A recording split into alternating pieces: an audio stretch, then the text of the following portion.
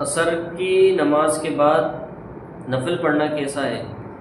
عصر کی نماز کے بعد نفل پڑھنے کی اجازت نہیں ہے، ٹھیک، غروب آفتاب تک، یعنی جب تک آپ مغرب کی نماز نہ پڑھ لیں، غروب آفتاب ہو جائے اس کے بعد مغرب کی نماز، اس کے بعد مغرب کے بعد آپ جتنے چاہے پوری رات پڑھیے، آپ کو نفل نماز پڑھنے کی کیا ہے، پوری رات آپ نفل نماز پڑھتے رہیں، لیکن دو وقت ایسے ہیں کہ ان میں نفل نماز پڑھنے کی اجازت نہیں ہے۔ ایک تو عصر کے بعد، آپ نے عصر کی نماز پڑھ لی، فرض پڑھ لی، اس کے بعد آپ کو کیا ہے، نفل نماز پڑھنے کی اجازت نہیں ہے۔ اسی طریقے سے فجر کی نماز کے بعد سورج نکلنے کے 20 منٹ تک، اس وقت بھی کیا ہے، آپ نفل نماز نہیں پڑھ سکتے۔ نفل نماز کیا، کوئی بھی نماز نہیں پڑھ سکتے صبح کے وقت تو، یعنی صبح کے وقت اگر سورج نکل آیا تو سورج نکلنے کے 20 منٹ بعد تک آپ کوئی نماز نہیں پڑھ سکتے۔ البتہ عصر میں آپ نفل نماز نہیں پڑھ سکتے عصر کے بعد، لیکن عصر کے بعد اگر ابھی تک آپ نے عصر کی نماز ہو چکی ہے، آپ نے نماز نہیں پڑھی، آپ وہ نماز تو پڑھ سکتے ہیں۔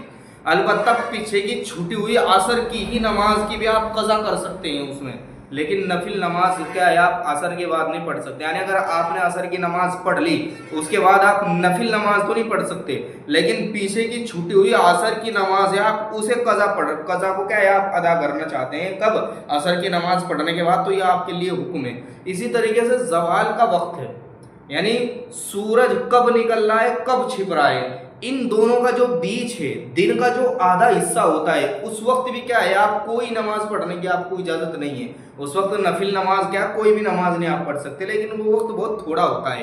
علماء نے لکھا ہے کہ تقریباً مشکل سے 5 منٹ ہوتا ہے، لیکن کھینچ تان کے 10 سے 15 منٹ، کچھ علماء نے لکھا ہے کہ 10 سے 15 منٹ تک آپ اس وقت کیا ہے، نماز نہ پڑھیں۔ وہ سورج جب بالکل بیچ میں آ جاتا ہے، اس کا ٹائم بھی عدلتا بدلتا رہتا ہے۔ بہت سے لوگ کہتے ہیں کہ بہت سے لوگ یہ سمجھتے ہیں کہ صرف وہ 12 بجے کا زوال کا وقت ہوتا ہے۔ 12 بجے زوال کا وقت نہیں ہوتا دن میں، 12 بجے کا تو کوئی مسئلہ اس میں ہے ہی نہیں ہے، وہ عدلتا بدلتا رہتا ہے۔ 12 سے کبھی 12، 10، 15، ساڑھے 12 تک پہنچ جاتا ہے، کبھی کبھی کسی علاقے میں 12:30 تک ہو جاتا ہے۔